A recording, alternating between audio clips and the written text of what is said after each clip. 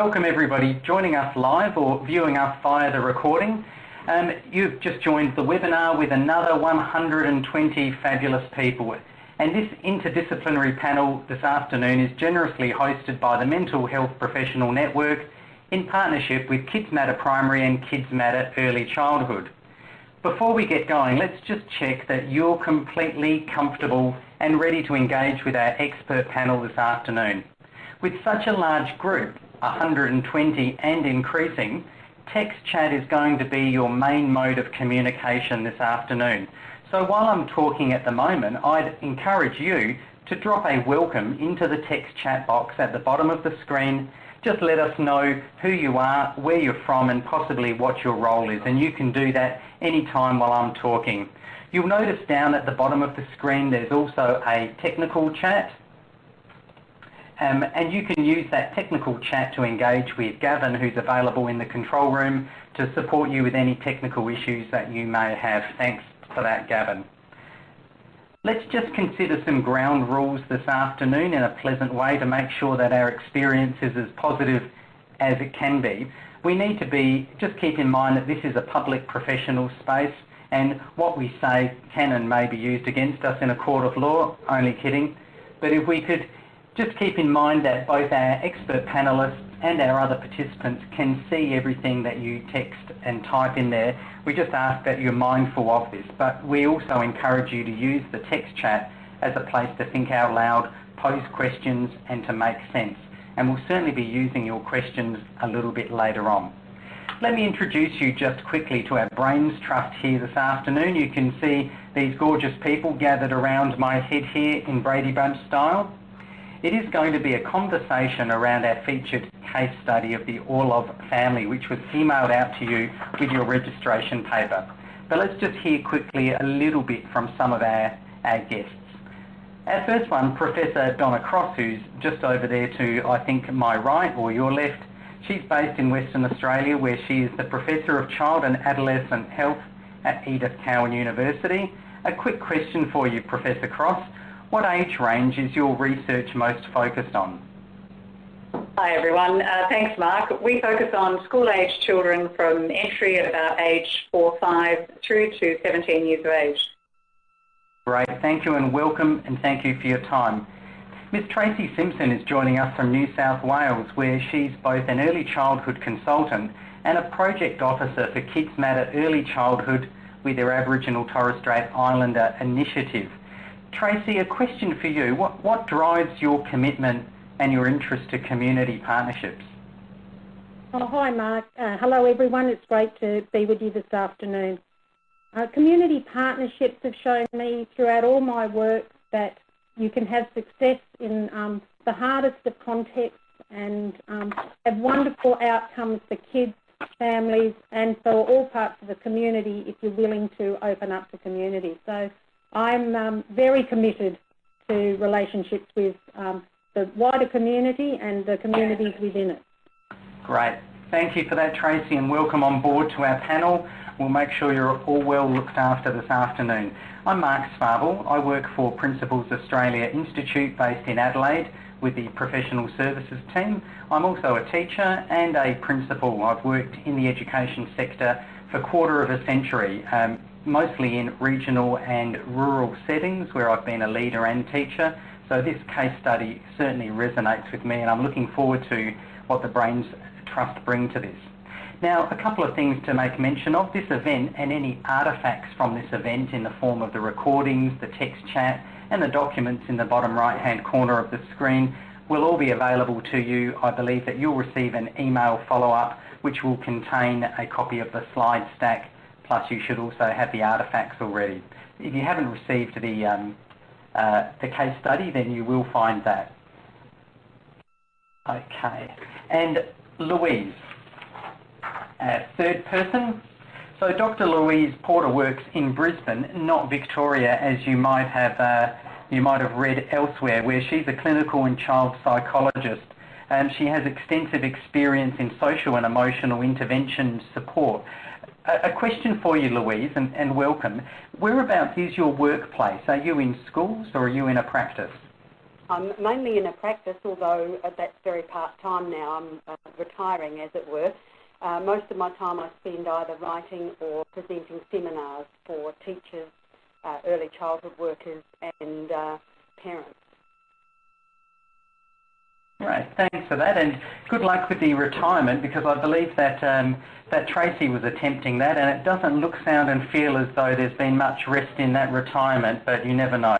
So thank you, Brains Trust. As I mentioned before, the artefacts for this will be available following up. This afternoon we're going to follow a case study approach around the Orlov family. The Orlov family are a family new to a particular setting who have children in both early childhood and also within primary schooling. What our panellists are going to do is bring to that story a discipline-specific perspective in a response to that family and that situation, and they'll only have 5 minutes each. So I'm going to ask our panellists to be very strict with their self-regulation with time, and I'll try to give you an indication by opening my mouth or waving my hands when that time is up. Following hearing from our panellists, we're then going to have some panel discussion around questions raised by you, the 126 participants, or from the questions that were previously submitted with registration. So the aim of this is really to have a conversation, to not come up with necessarily one specific answer or resolution to the challenges presented by the Orlov family, but to receive multiple perspectives and allow us to think around a range of responses and strategies in relation to mental health and well-being of these children and their family more broadly. After we've finished the conversation, we will have some closing comments towards the end of the webinar from our panellists, which we're looking forward to. So let's move on to the responses, which I'm looking forward to. I'm rubbing my hands to hear this. As a regional school leader, as I said, this certainly does resonate with me around challenging assumptions and looking at a strength-based approach. The first person to provide their response to the case study is going to be Donna Cross. So let's cross to Donna Cross. Thank you.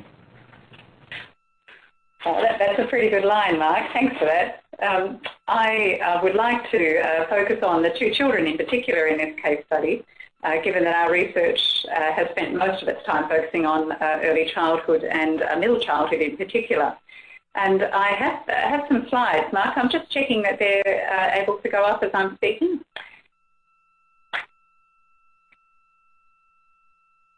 I'm not sure if they are or they're not, but in any case, what I would like to focus on is a quote that I believe is quite important for social emotional learning in young people.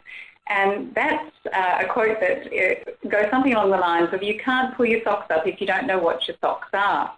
And I think many times when children are having difficulties in school, particularly as it relates to social and emotional health, that we find that those children are often treated as a discipline problem. And I'm thinking of the little boy Victor, for example, that Victor's behaviour might be perceived as poor behaviour, and therefore the quality of support or social learning that goes with that behaviour can often be limited just to punishment or consequences. So I'd like to talk about the sorts of things that can be done to support children's social and emotional learning, and particularly around the sort of protective factors that are found to be most important in supporting young people.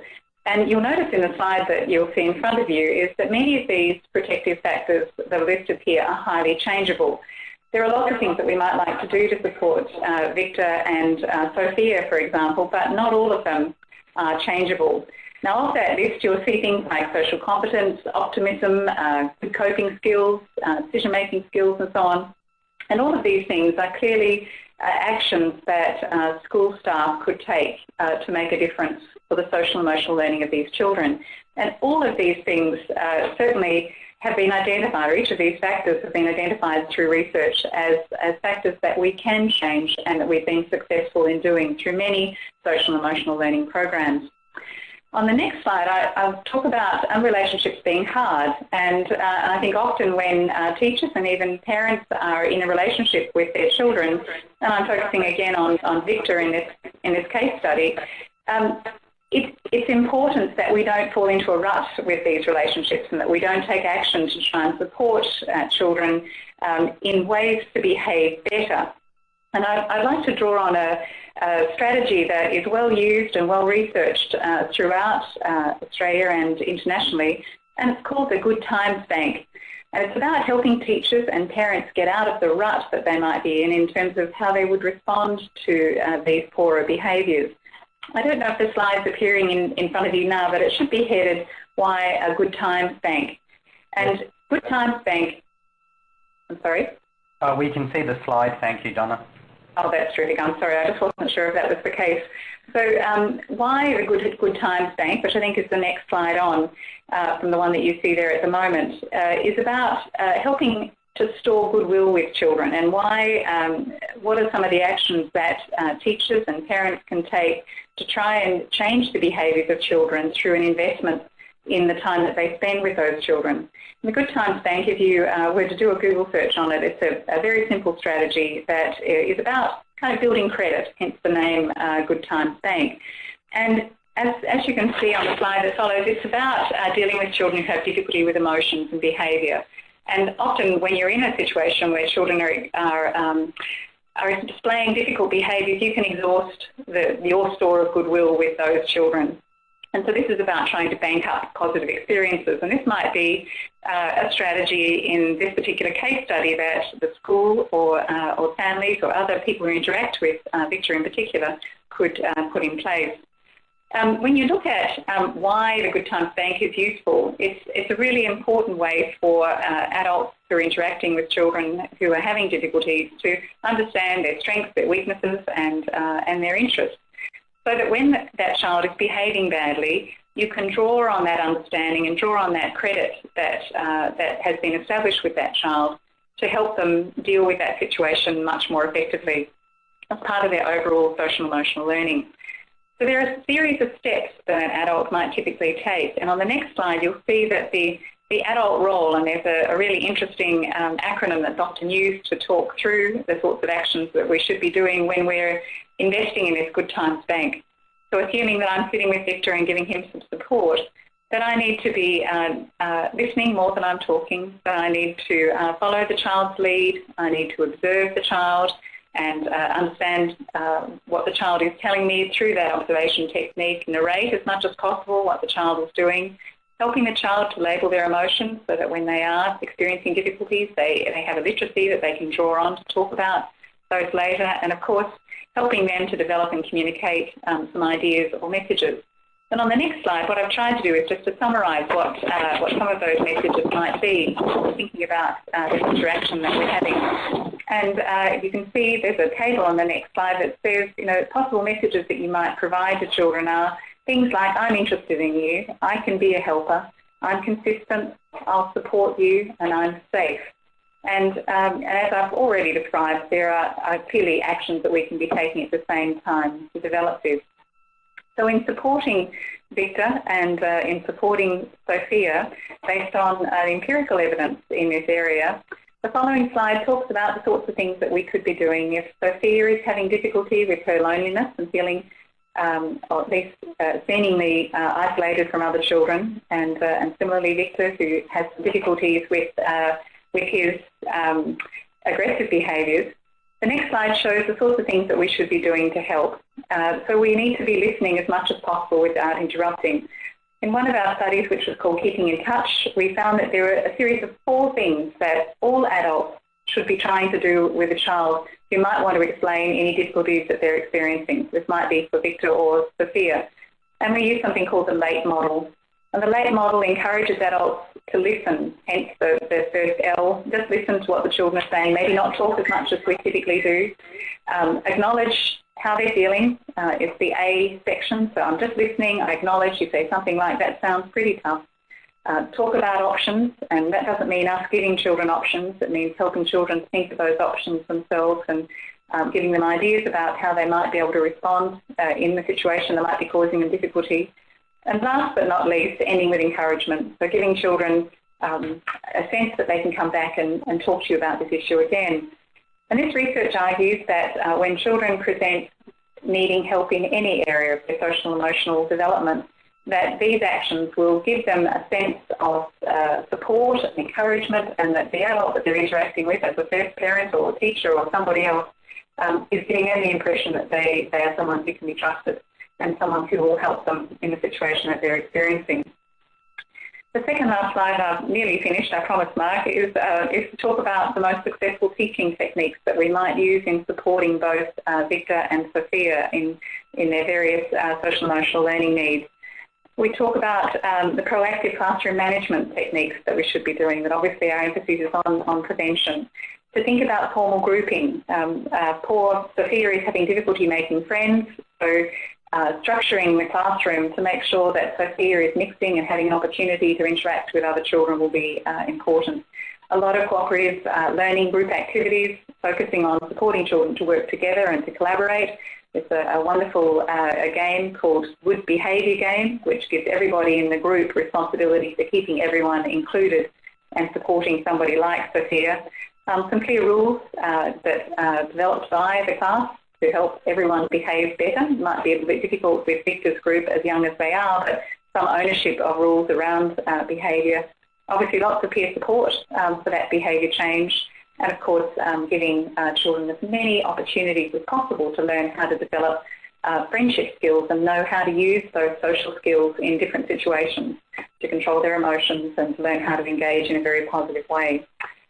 So my final thought on the last slide, as you can see, is that some students truly need help to maintain their self-control and to help them to integrate with other children, and it's really our job to set up some social architecture to create environments that allow children to express their emotions positively and get appropriate support when they're not doing that. And similarly, for children who are isolated and lonely, the ways that we can create environments that they feel supported, in the case of Sophia in this story. Thanks, Mark. Great, thank you so much, Donna. It's a shame your video dropped out. We had people desperate to keep seeing you, I think. Let me just have a quick look there. No worries, we can work on that. That was fantastic for our first response to the Orlov family case, and there was a lot of information there, and people, make sure while you're listening, just use that text words that you're hearing. I picked up a lot there from the Good Times Bank, specific strategies for developing, if you like, that emotional bank account, the FONLD, sort of thoughtful actions that adults can undertake, and picked up a strong message of not necessarily leaping into an intervention, but seeking first to understand. There was a strong relational focus and active listening focus from what I heard just then. Tracy, do we have you lurking around there in cyberspace? Now, Tracy, as we found out in our introduction, has attempted retirement but has failed. She's an early childhood consultant based in New South Wales. And Tracy, we're interested to hear about your response to the case study of the Orlov family. Tracy. Thanks, Mark. For those working in early childhood education and care services and schools, sometimes competing priorities and heavy workloads make us see the case study like the Orlovs as something that's a bit of a challenge rather than part of our everyday workload. And so it's hard to think that it is just part of everyday teaching and learning. And mental health doesn't come in a box all on its own either. It's actually part of a complex and whole picture. So the way that the connection between the family experiences and care and education experiences for the Orlovs comes together is only part of a bigger picture. So I encourage people to think of that really big picture that this is all playing out in. So I think a case study like this encourages us to unpack the story, all of the story, so that we can look at it through the eyes of other people, and then to notice how it looks different. For Victor, maybe it's, I'd prefer to be at home with you, Mum, or playing with Nan and Papa. I can't make them understand me here anyway, so why am I going? For Anton and Lena, it might be, they're all very nice, but do they understand how hard it is to move and all the emotional consequences that go with that? I hope they're doing the right thing by our kids in this new school. So I think that perspective is really important. But to bring those perspectives of knowing and being and feeling all together, it takes the task of organising authentic opportunities to include those perspectives. That might be to organise home visits if appropriate. Ask the question, how do you make one day Victor Day, Nita Day? We need to take time to plan a considered case studies like this, take time to work on relationships, take time to plan, do, review, and allow time to work in bite-sized steps so we don't all burn out in some horrible way. I think we need to also remember that for every child and family that enters into a group, a class, a service, the dynamics change and the experience changes in some way. And what we tend to do is forget that it takes time to settle into this new culture of what the people who are new to the situation bring. So I also suggest taking a breath, figuring out that this is a new place and space. As educators in whatever context, our role is to initiate the new relationships. It's important that we work on the relationships as part of our core business in early childhood and school education. It's a great strength to our set of tools that we have. I also think that if we consider how Victor's relationship with his educators is going as part of our regular planning, we're actually part way to addressing some of the issues that they're seeing. Are people asking the questions about how they can connect better with Lena and Anton? Because that's part of planning. It's not just something that happens on the side. Are there opportunities for the best person to make contact with Lena when she comes to the preschool? You know, lots of short conversations are okay. You don't have to have the big conversation all the time. What about the fact that we can work together and involve Lena and the children's grandparents in sharing their language and culture? What a great resource. There's the thing that goes in that positive bag that we need to look at. In the end, the goal is to find a comfortable relationship so that working together for the children is possible. So parents want to trust that their children's educators are doing the right thing by them. They want to know that they're acting professionally, but they also want to share the power in achieving that. So everyone needs to be sure about what's really going on for the children and for the adults in the context. So in order to do that, as Donna mentioned about additional information, you actually have to have the very best observations, interpretations and actions for this child and this family. It's not something you can get from just another book. It's about shaping this for these people in this context now. While both these children are in different contexts, they're actually both in the early childhood age range, birth to 8, but we'd never suggest that they should both have the same response to their particular situation. Each of the educators need to make detailed observations and also find ways to have input from Lena and Anton. And even if that is difficult, we've got to keep knocking on the door, ringing on the phone, whatever it is, so that we do get that input and that they are part of that sharing. Often it's tempting to do the ABC, antecedent, behaviour and consequence. And yes, that does work for some aspects of behaviour, but it's not that simple. We need to know what's really going on. What's really going on for Victor in terms of his separation anxiety, his settling in, his emotions, his speech and language.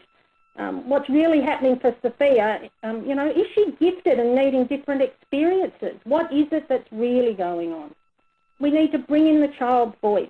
So often we're in a hurry to fix the problem or the situation and forget how clever children are.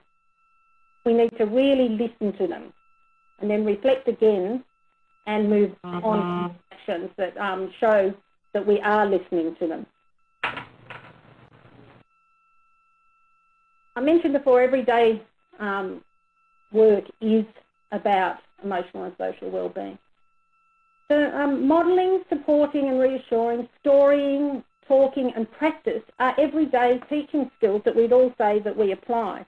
In this case, these tools could be applied to modelling how you make friends, supporting and reassuring at separation time, stories about how you cope with your emotions, talking, taking time to speak slowly and listen, and giving the opportunity to practice. Encourage practicing making friends. Encourage practice about talking and being part of what's going on in this context. And then, with all that bubbling along, I think we've got creating a sense of community, developing children's social and emotional skills, and working with parents. We can also look at making some links. That can happen simultaneously, or it can fit once the relationship's been started. For example, in the case study, there's mention of the preschool and school having a great partnership. Here's a time to test it. What can they do together to welcome and embrace the family? What can they do together to support both children in their new endeavours in this community? Are there opportunities for planning, connecting to other adults? So you pick up time might be a sausage sizzle, and it only takes a moment. Afternoon and morning tea and ice blocks get people together. Whatever you do, you might look for expertise and services, but you don't make promises you can't keep, so you need to find those expertise first. And then, lastly, seek out resources for everyone. Not just you, not just the kids, but for everyone. Thanks, Mark. Great. Wow. Thank you, Tracy. You've really understood what may be going in the heads of those kids and their families. I wrote down on my list of notes that you'd be a great TV clairvoyant like The Mentalist. Your insights were quite remarkable. I was sort of compelled to sort of watch and listen to think, wow, you really do have got under the skin. You've unpacked their story extremely well, and I saw that pop up in the text chat. People were enjoying that. And I heard from you that it's it's the teacher's role to initiate new relationships. And I like the way you framed. I like strategies from the broad ones that are quite that can have short conversations, but come through loud and clear again. To be listening actively to the needs, if you like, of the students themselves and their families, and that sometimes that clinical response of an ABC response, it may have its place and be useful, but at other times that, I guess that's more understanding the complexity and again seeking to understand and build the relationships first as being fundamental, not ornamental to strengthening protective factors and minimising harm. We'll get back to you, Tracy, no doubt with some more questions which are coming through the text chat for you afterwards. But let's cross over now to Dr. Louise Porter. Now, this will be interesting. Dr. Louise has been published widely with books including Children Are People Too. There's a surprise for me when I think of my own 22-year-old and 20-year-old. Young Children's Behaviour, I wish I'd had that one. Gifted Young Children, and Teacher-Parent Collaboration. She's also produced some parenting courses available on DVD, focusing on obviously parenting and giftedness. So, Dr. Louise Porter, welcome. We're dying to hear your response to the Your Love family. Over to you. Okay, I would start with Sophia, because that way, if you win the parents' trust about meeting her needs, then they're going to be willing to listen to the teachers about the needs of Victor, who I would like to see visiting a speech pathologist fairly soon. But starting with Sophia, we need to keep in mind not only that this is early days and that homesickness can hit you like a truck, and therefore we have to give her some time to settle into her new environment, but also just recognise that a third of people are introverted, by which I mean that they have good social skills, but after a time of having a lot of people around them, they get weary and they need some time alone. This is in contrast with extroverts who get energised with lots of contact.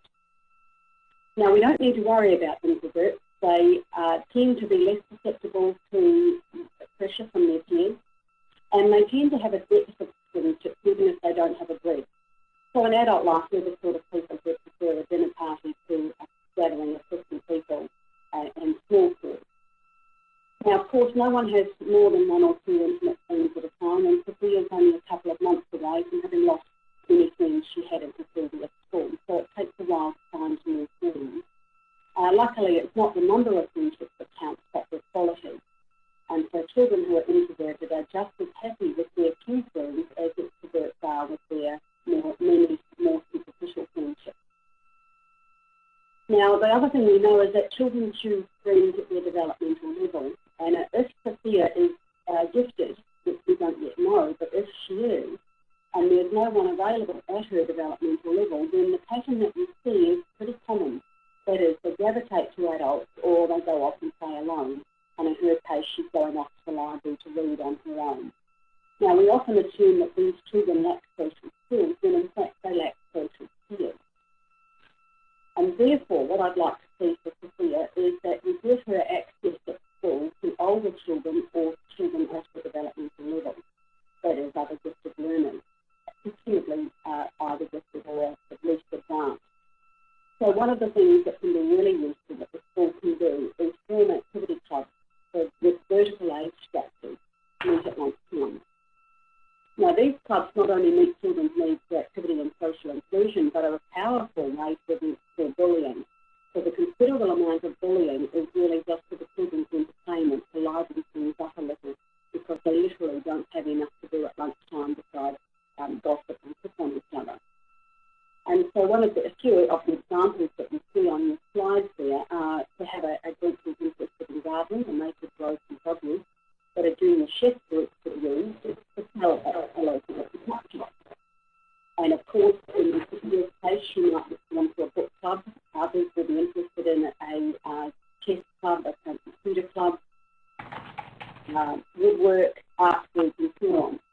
Now, the beauty of these not only is the fact that the children will now have something to do at lunchtime that is non-academic, that fulfills their passion in life, but we can recruit parent volunteers to lead these groups.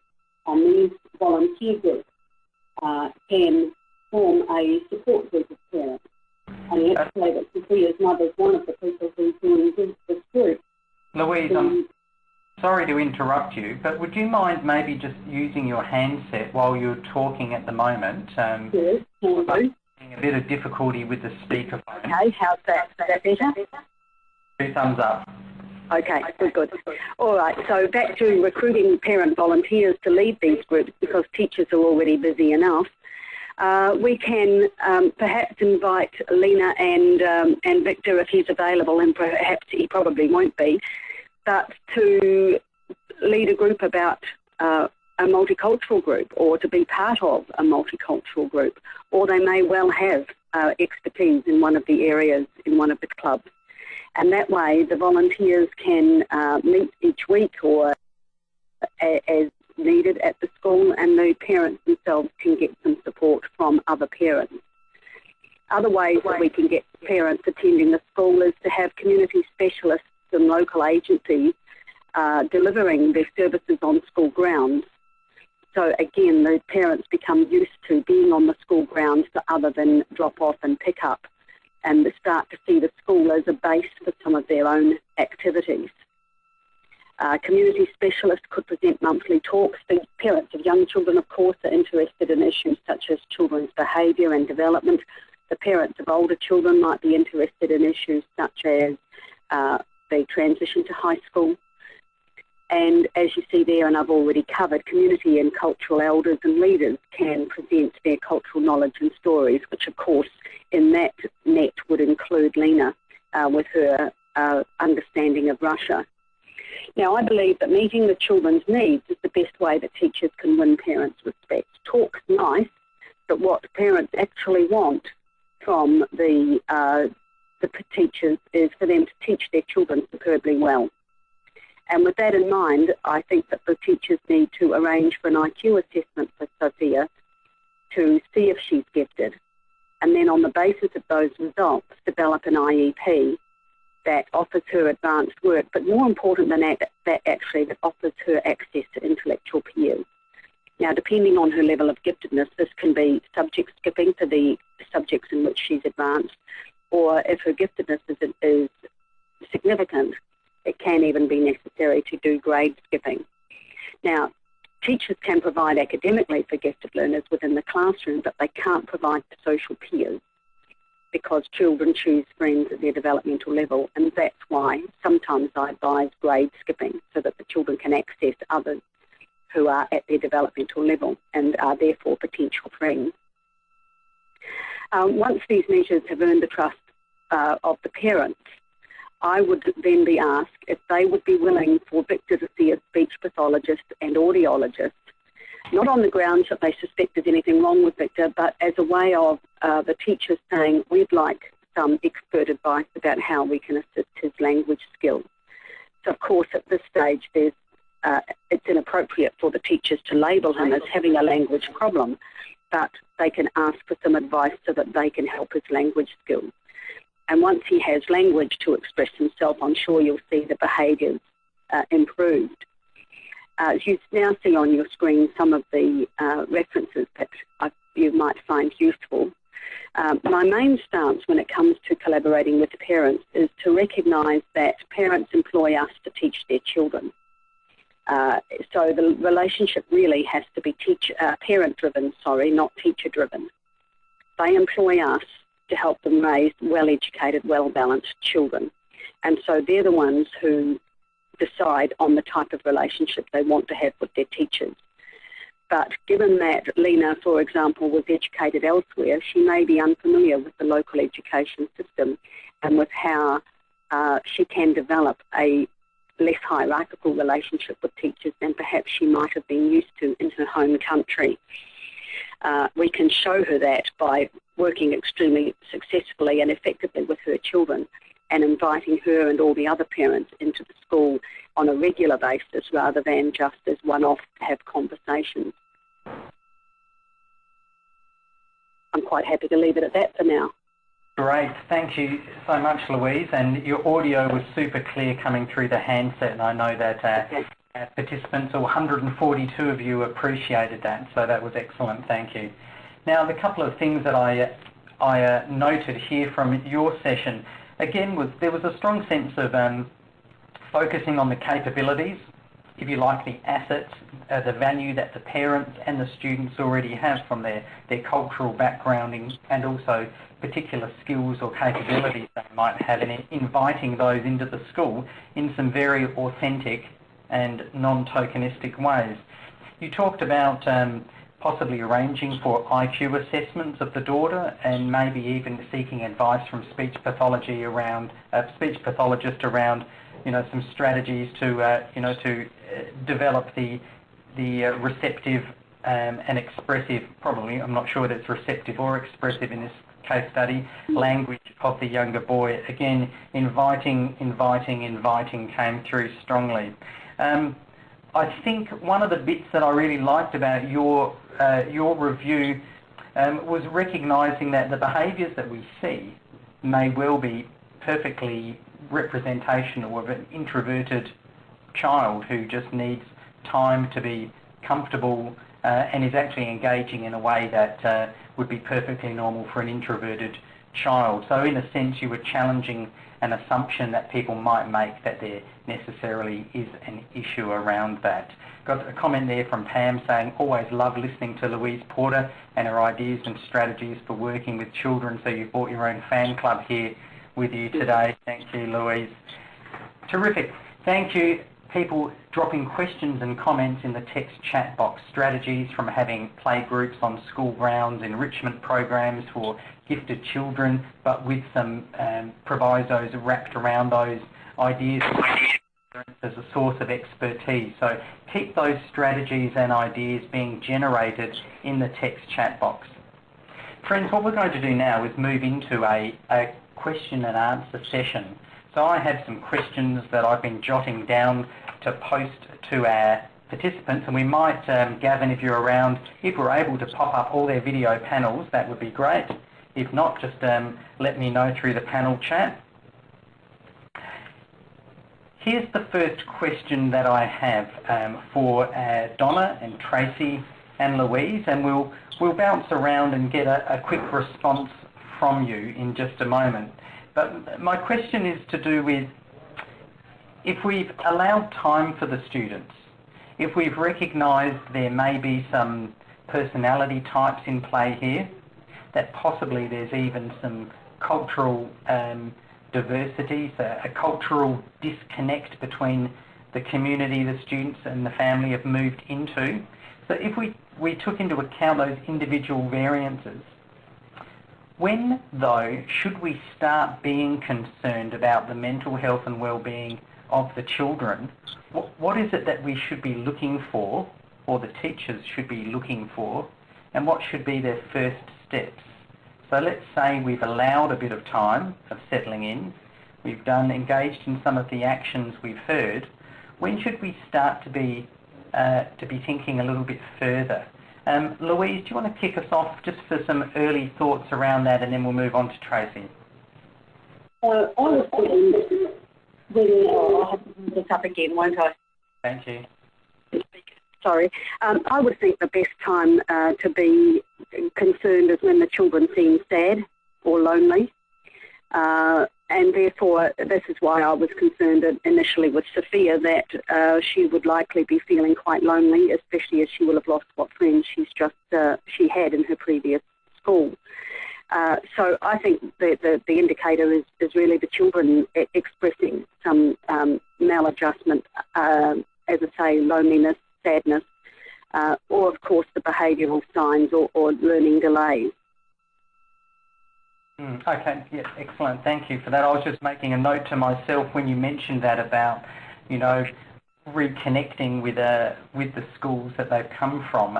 But thanks for those comments, those things for us to look out for. What about you, Tracy? What should we be concerned about in the longer term, and what should we be looking for and doing?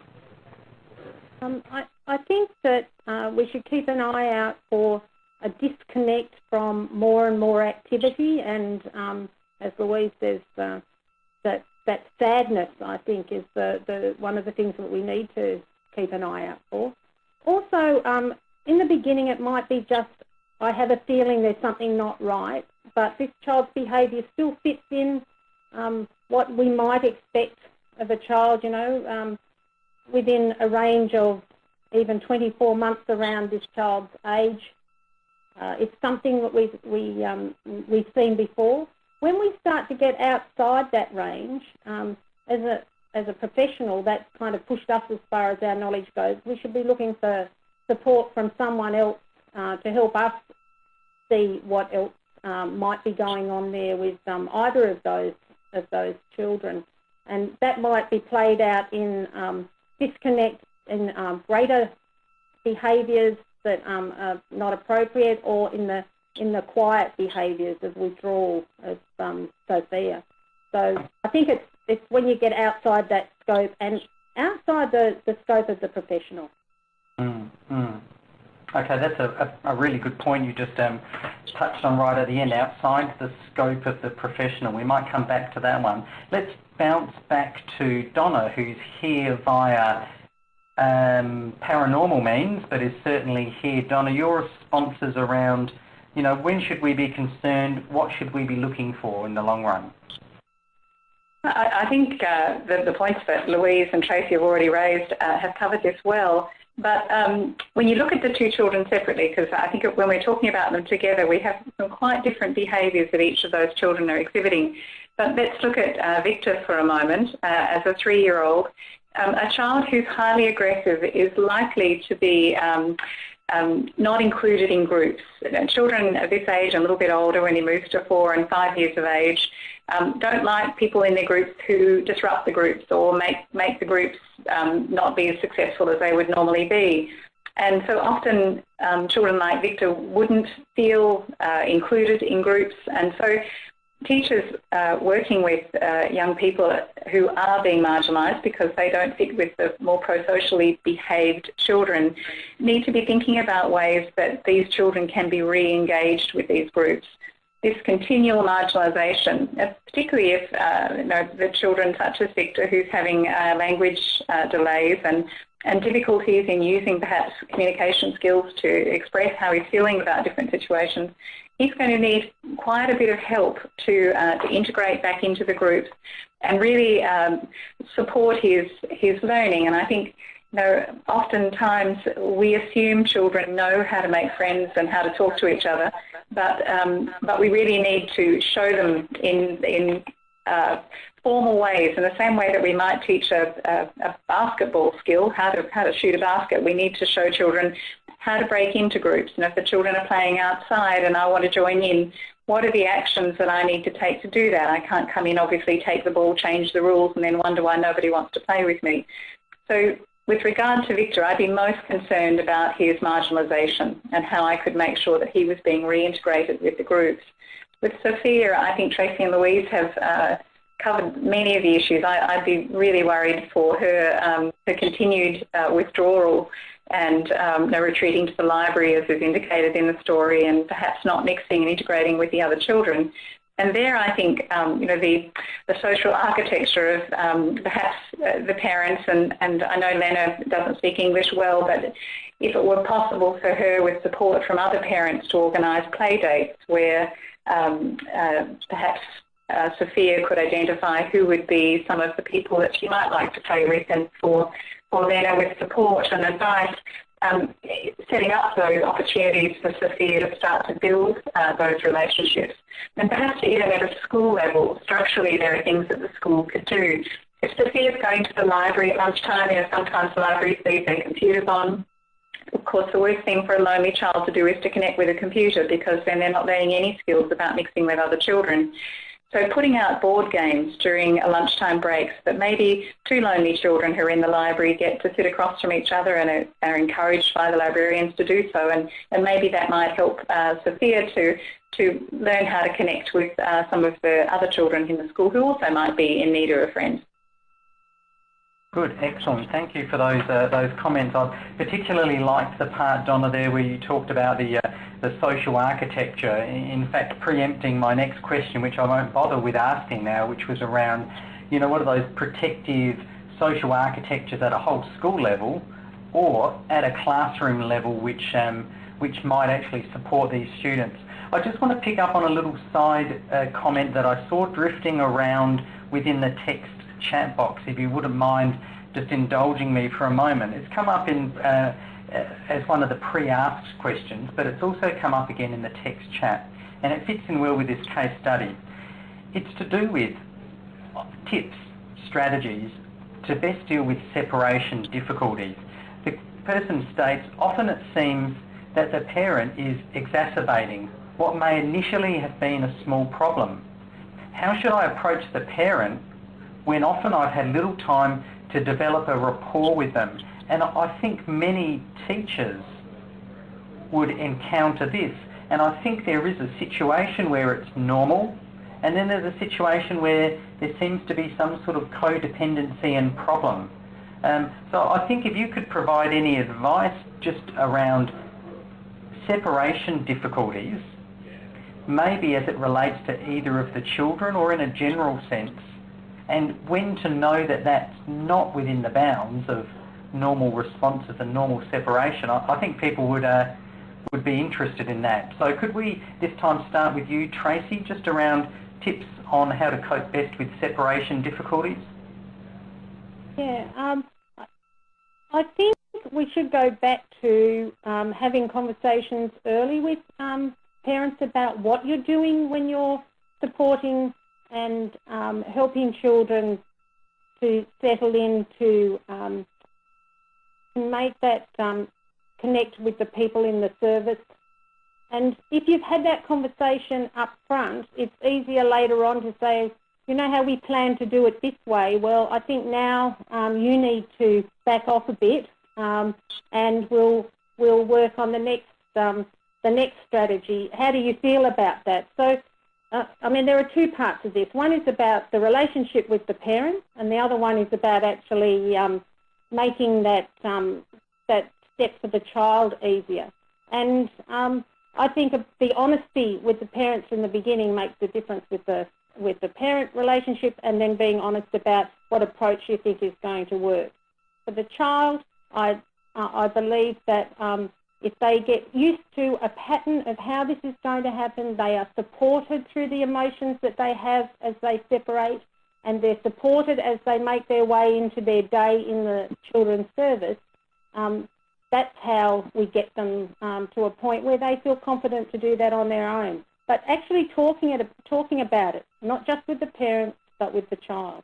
No matter how young they are, they're very clever beings.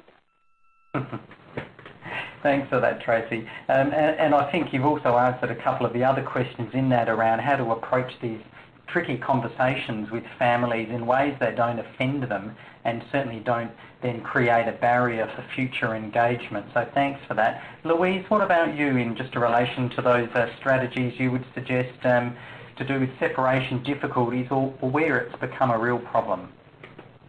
First of all, I'm not a great lover of attachment theory itself. The theory says that if children are properly attached to their parents, then they'll be able to form social relationships later. It turns out that if children are receiving responsive care from their parents, then they're more responsive to others. So it doesn't. So the quality of care they receive at the time is what's influential, is all I'm saying. So first of all, I refer to it as separation distress, not separation anxiety, because I don't like to allude back to a theory that's not very helpful to us. Second, some children are very reliant on their parents to interpret them to the world and interpret the world to them. And these are children who are gifted and children with speech and language delays because they rely on their parents very much. Now that's aside from all the children who rely on their parents for other reasons, who think that mum's lonely and I need to stay home to look after mum, or whose mother has many children and they need to stay home to help mum with the other babies. So there's lots of reasons that children can be reluctant to separate. But separation involves two things. It means separating, which I've just covered, and also arriving. So we need to make sure that the centre is attractive, that there's the same children attending the same sessions to the extent we have control over that, so that a child can form relationships with at least one other child. So we don't know how often Victor's attending, whether he's coming once a week, which is too long. Oh, sorry, I've forgotten about my sound again. Just a sec. If Victor's attending only once a week, then this is going to prolong his distress, whereas if he can come at least twice, and preferably on the same day as one other child who comes at least twice, then he can have a relationship that makes arriving at the centre, being there, more attractive than being at home. Well, not more attractive than being at home, but more attractive than it is if he's lonely. So in terms of separation, we have to take care of, could the child be not separating because the parent is needy or because the child is needy? And could the child not be separating because he doesn't like where he's being placed, because he hasn't formed friendships yet? Excellent. Thank you, Louise. Again, your last couple of comments there, they make the teacher and we stop and think and reflect back over students who have who have had issues with separation, and to actually wonder a little bit whether I could have thought through that a little bit more. Okay, we've got about a quarter of an hour left. Let's move to Donna now. And Donna, let's get your thoughts around that topic of separation. Let's call it separation distress. Yes, well, I must tell you that I'm suffering a little bit from separation distress because I can't get back up onto the screen, so I do apologise for that.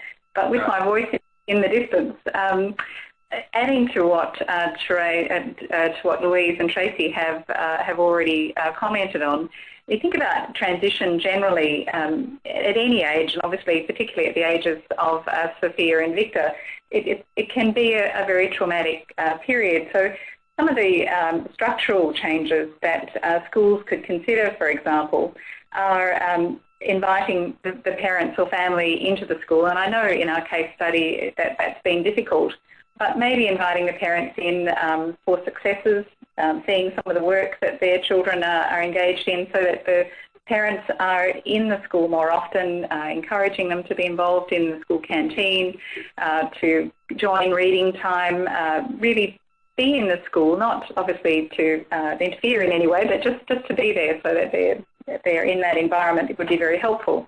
And similarly, if you think culturally, in many of the projects that we have that are working, for example, with Aboriginal children, many of the children and families talk about when they come into the school, they don't see anything that's Aboriginal, and they therefore don't find the environment warm and inviting.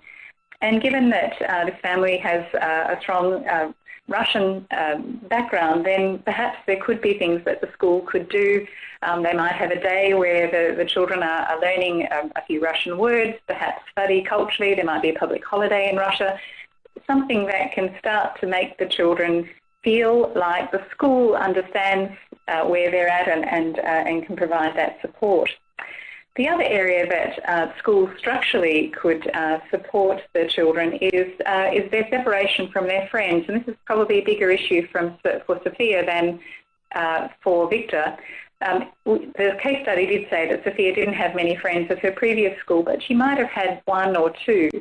So the sorts of things that could be done, perhaps just to help her still feel connected, to still have some friendship groups around her when her new friendship groups are forming.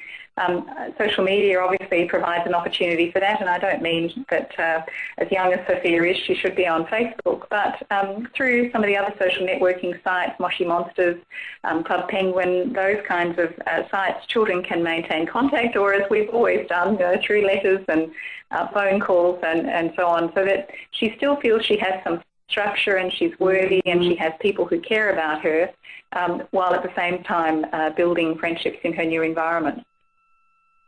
Thank you very much for that, Donna. That was an interesting point that you raised around possibly the role of technology in providing an environment to connect children back with their previous peers and contexts.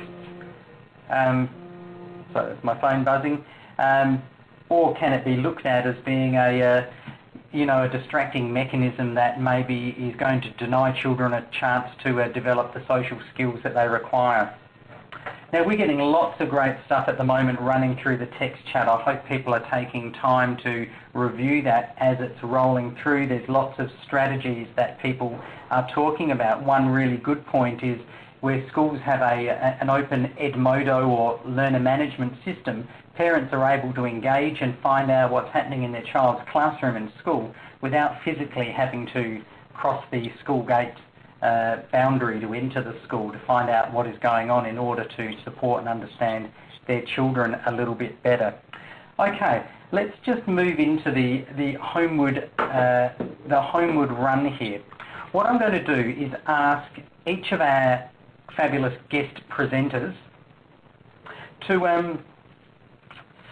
just respond to this. I'm interested to know. I've asked Louise, Tracy and Donna, I've asked them to actually come to my school because they're friends of mine, and I've asked them to come to my school and meet with the Orlov family and their teacher. I'm curious to know in that very first encounter what you might ask the teacher or what it is you might ask the children or their family. So you've come to my school, we've gone to the staff room, the family and the teacher and the kids are there, we're just having a bit of a catch-up, and I've introduced Tracy, a friend of mine and a colleague, I've introduced Louise. I'm just interested to know how you would engage with the family and the teacher to help us lead a conversation with the family and the children, which is going to better support their social and emotional health. So, let's place the fabulous Louise on the hot seat. Welcome to my staff room, Louise. The Orlov family, their teacher, Mr. Wilson. Louise. Okay, the main thing I'd do is I'd ask questions. I'd ask them what their experience has been like moving to the town. Have they found some issues and so on? Is it different from what they expected? Very briefly, sort of just joining with them. And then in what way can I be of use to them with respect to their children's education? And then I just keep following up with questions about in what way can I be of help, what have other teachers been able to do that worked for them in the past, what's their biggest priority at the moment, because I can't assume that just because something's my priority or the school's priority that that actually is the big burning issue for the parents. For all we know, it could be that their big issue is that they need Sophia, for example, teed up with some extracurricular activities. We don't know unless we ask. So my stance is one of curiosity rather than the expert who knows all. And again, the conversation would then just flow from what it was they'd found worked in the past, what they've done that works for themselves, what others have done in previous schools, rather than necessarily following my agenda. Right. Thank you very much for that, Louise. What about you, Tracy? Welcome to my staff room, Orlov family and Mr. Wilson. Well, Mark, I think I'm going to cost you more than one cup of tea. That's probably the problem here. Like Louise, I would take the notion of having a yarn with the family about their experience, you know, how they've come to be in this place and what their experience has been. As I said before, I think filling the gaps in the story and adding on to the story is really important. And most of all, I would listen to what they're saying and listen really carefully so that there will be times where I can say, oh, so this is how you see it. Is there something I can do to help you with this, or is there something the school should be able to do to help you with that? Or, wow, you know, you guys have got a great story. How can we share that more with the other people who are connected with your children? You never know what you're going to get out of a really good conversation with family, and you should leave it open for what it is on that day and then follow up from there. And it might take a bit longer than one cup of tea. Thanks for that, Tracy. What about you, Donna? Welcome to my staff room and this new family and the teacher. Mark, I think in addition to the comments that we've already had, one of the challenges we find with parents who are a bit disconnected with the school, apart from wanting them to come to the school and be in the staff room and chat, the school itself can be quite intimidating. So I might suggest to you that rather than meeting the parents at the school, if we were able to meet them at their home or meet them at a neutral place where we could talk to them. It may be that the school itself is intimidating, that perhaps the parents haven't had positive experiences with the school, perhaps there are places at the school that remind them of something that might be of concern to them. So I wouldn't necessarily want to just meet with them at the school. But if you did invite me and I had the opportunity to talk with them, I'd also like to talk to them about their perceptions of the things that are working well for them, and so that we can start to see those their perception of perhaps re-engaging with the grandparents, which seemed like the main reason that they moved back to the country area, things that are working well for their family in the home that they're in at the moment, the things that are working well in the classroom, the things that are working well with their interaction with the teachers, to get an understanding of the sorts of things that they perceive are going well.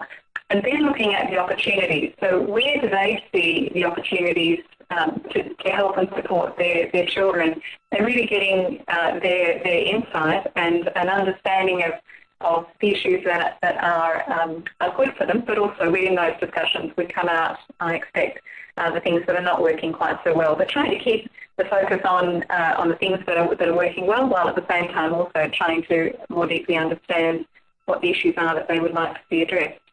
Right. Thank you for that, Donna, Tracy and Louise, for your thoughts around that one. We're getting close to the wrap-up time. So just a couple of comments from me, so please bear with us for a few more minutes. It's a complicated story, but clearly the lived experiences of the family and the children are more than the manifestation of the symptoms that we see.